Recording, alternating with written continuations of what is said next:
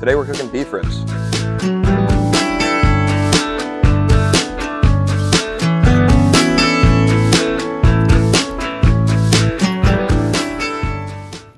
This was a total opportunity buy. A buddy of mine called me and said he found beef plate short ribs at Restaurant Depot and asked me if I wanted some. So I told him to grab me a pack. So this came in a 2-pack. They are indeed beef plate short ribs, but when I opened up the package, I realized that they are USDA Select, which is a little bit concerning for me at first until I started trimming these a little bit, and then I noticed the marbling. The marbling looks pretty good, so we're going to roll with these. This rack, I didn't trim at all. I left most of the fat cap on. I trimmed a little bit off, and the silver skin I left on. I got another rack that I'm going to be throwing on as well. I trimmed off the silver skin and a lot of the fat on top, so we'll see the difference between these when they come off. These beef ribs came in a 2-pack, vacuum sealed together. So when I opened them up, here's how they were looking.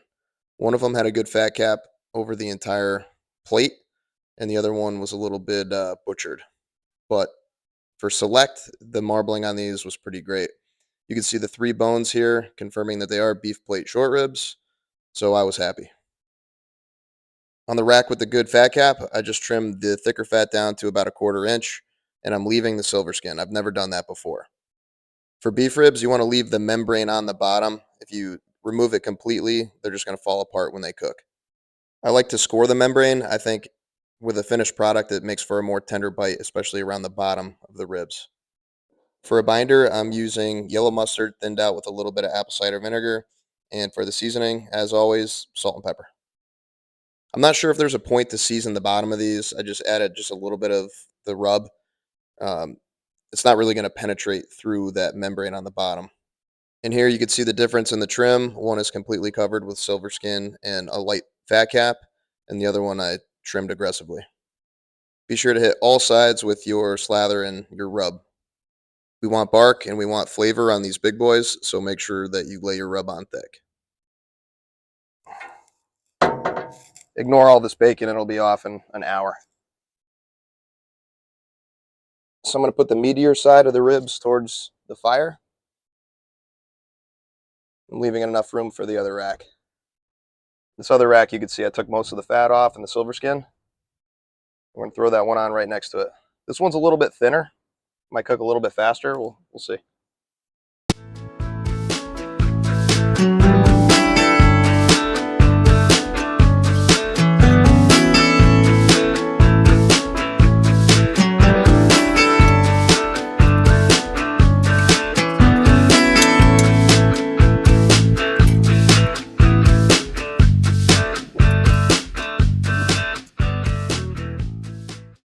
Okay, we're a little over 5 hours into this beef rib cook. We're gonna check our bark, see how we're looking. At this point, I've been rocking at like 250-ish for the first 5 hours. I'm gonna start pumping temperatures up between 275 and 300 just to start rendering fat in these beef ribs and get them done quickly so I can eat them for dinner. It's getting a little late. I didn't get these on until 1 p.m. today because of some commitments going on, but hopefully they'll be done in the next couple hours. So we're gonna check the internal temperature and see how our bark looks.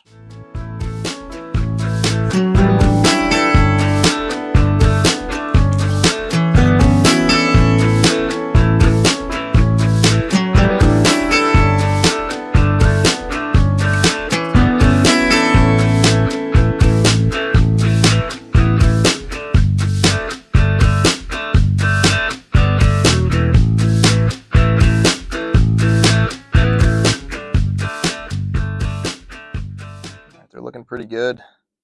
I'm not too worried about this edge. It's not getting that dark.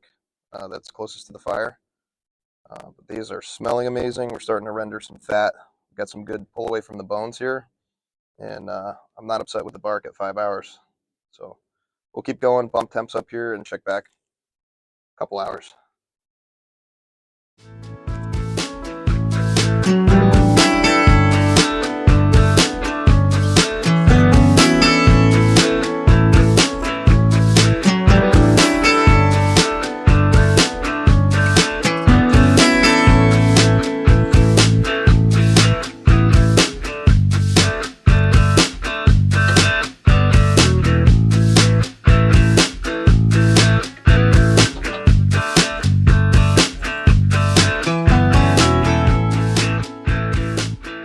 over 6 hours in, with the temperatures bumped up over 275, I decided to start spritzing. I'm using beef broth here.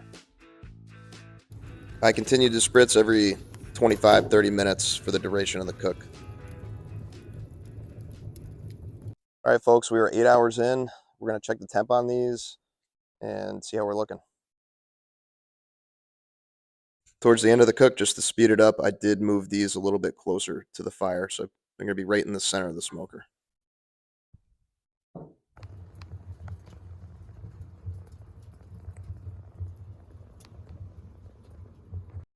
Feeling pretty probe tender. I don't know if you could read that. Like 190-ish. They're feeling pretty good, though. I'm going to pull these. They feel pretty good to me.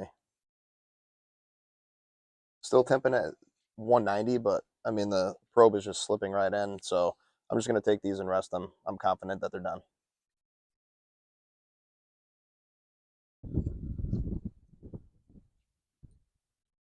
Oh, yeah. Listen to that.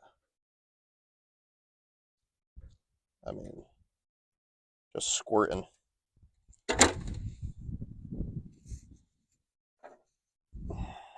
Here's the smaller one. Also looking very good. Very juicy.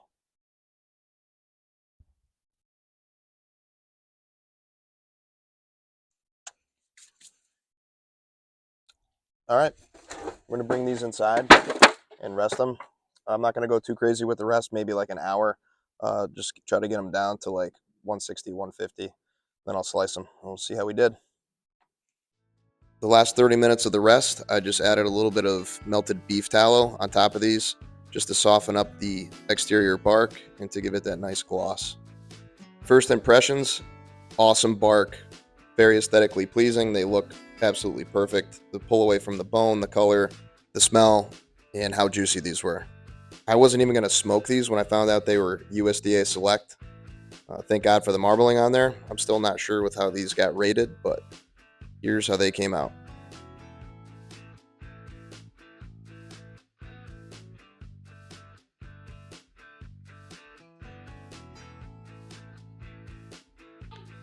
Everybody fights over that center rib. It's going to be the juiciest, the meatiest, and this truly is like brisket on a stick.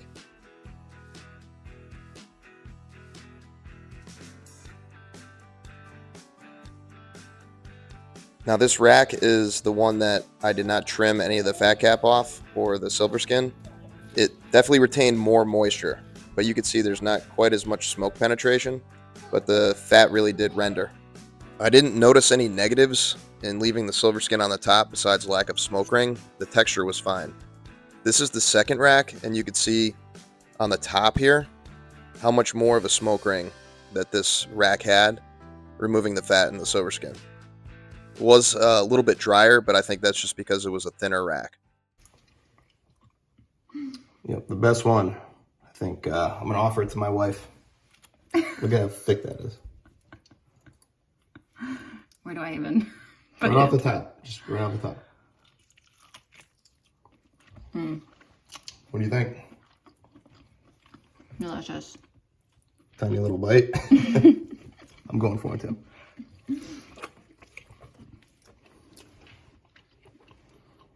Could we eat these 2 racks? Maybe. Thanks for watching. Thank you for watching. If you enjoy backyard barbecue content, throw me a subscription and a like. It's greatly appreciated.